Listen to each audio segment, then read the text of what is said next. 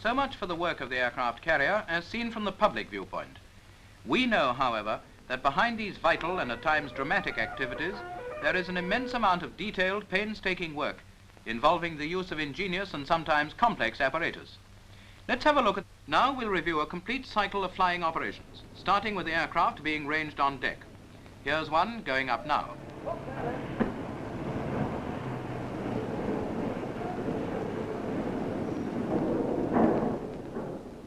The aircraft are ranged some time before they are due to fly off, as it's necessary to get them properly stowed on deck. Method of ranging depends on the number of aircraft in the range, the amount of wind speed available, and the amount of deck space to be used. Aircraft are always handled with folded wings, which are spread when each plane is in position if space permits. Seconds. Before dealing with a normal takeoff, let's look at the... Now we'll get back to the squadron, which is fully ranged aft.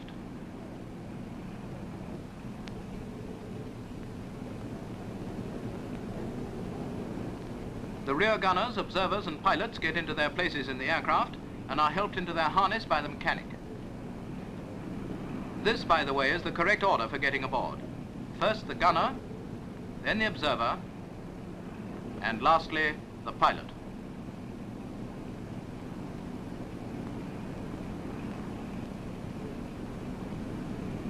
Now they're all set to go.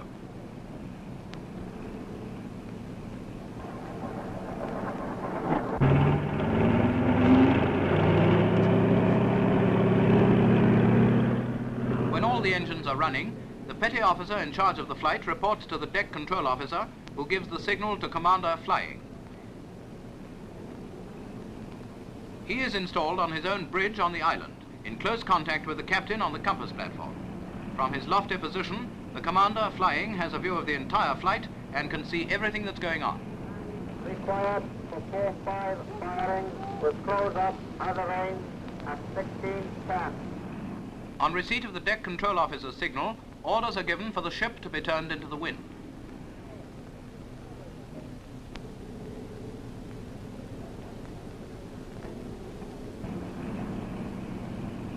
Meanwhile, the deck control officer brings the first aircraft into position for takeoff by working red and blue flags. Pilots must watch the signals closely, and so must the men handling the chocks. As soon as the stop signal is given, the chocks must be placed in position to prevent the aircraft moving back. When the steam jet shows that the ship is into the wind, commander flying shows a green flag from his bridge. This is the executive signal for flying off, and the deck control officer proceeds with the operation. Chocks away is the first signal, and the aircraft must now be held on the brakes until the green flag is dropped, which signal is given for each individual aircraft. This green flag is only used for the takeoff.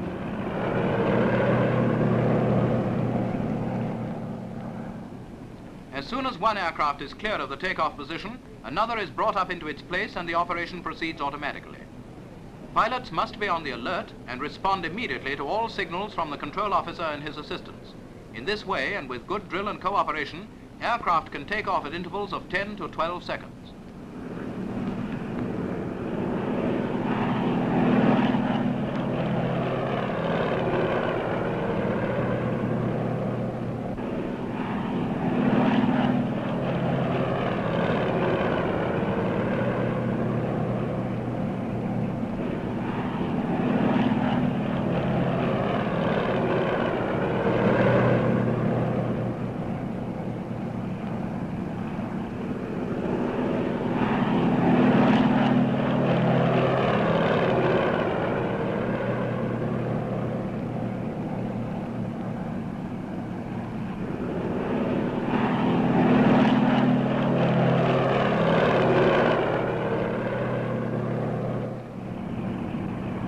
As the aircraft take off, they either proceed independently or to a prearranged squadron forming up position, which is generally on the bow of the carrier.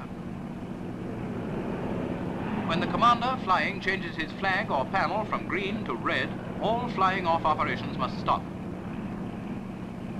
Now that they're off, we'll have a closer look at the gear that will be ready to help them to land when they return.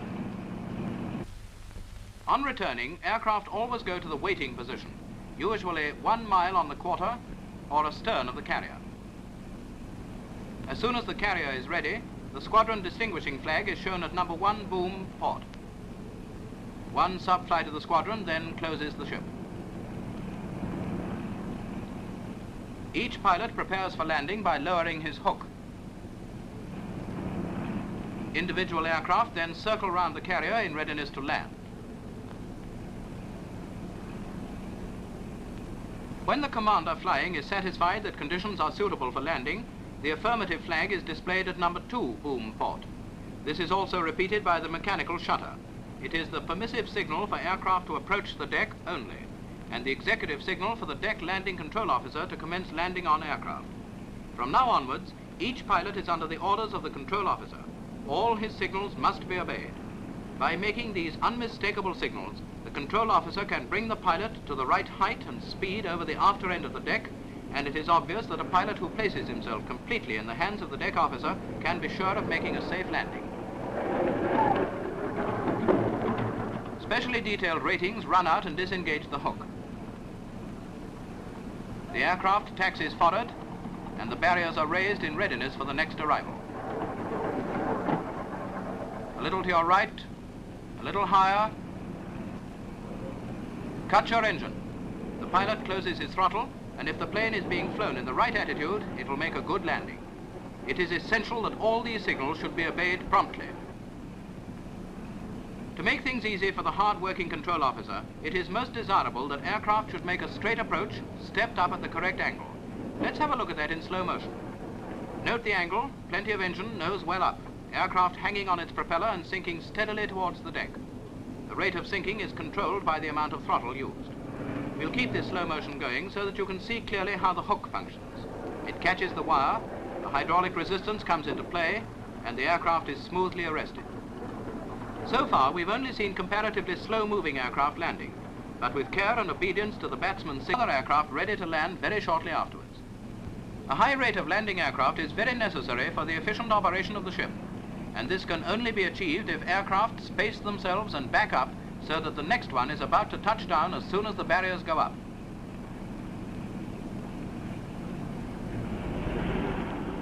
After landing, as soon as the aircraft has been freed from the wire, a rating standing on the port side where the pilot can see him signals by means of arm movements and directs him forward of the barriers.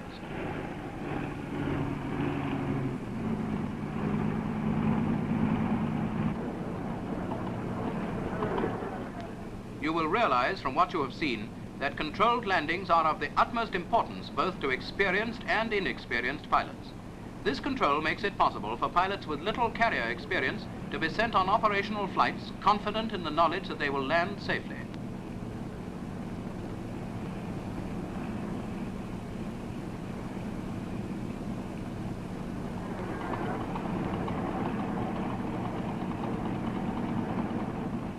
Even an experienced pilot can appreciate putting himself in the hands of the control officer when he returns from a long operational flight, especially at night. By the way, controlled landings work on the same principle at night. Each aircraft has 3 small lights to show its position and attitude, and the control officer, who never sleeps of course, uses illuminated bats. Whether it's night or day, put your trust in the control officer. He'll let you down lightly.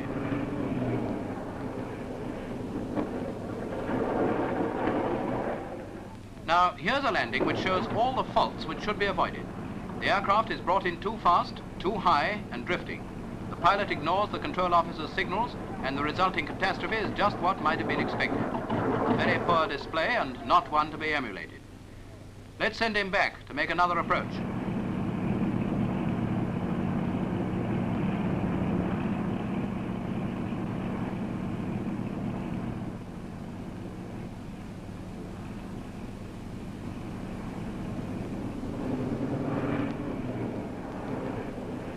That's better. Now, having landed to everybody's satisfaction, let's see what goes on forward of the barrier. We've got a lot of aircraft on hand, and they have to be tucked away with neatness and dispatch, and there's a lot of action going on here. As soon as the aircraft is clear of the barrier, its wings are folded. Each squadron has a special party told off for this job, and they pounce on the aircraft directly it comes to rest. As soon as it's folded, it waits its turn abaft the lift or parked on one side. There's always an officer or senior rating who decides on the destination of each aircraft.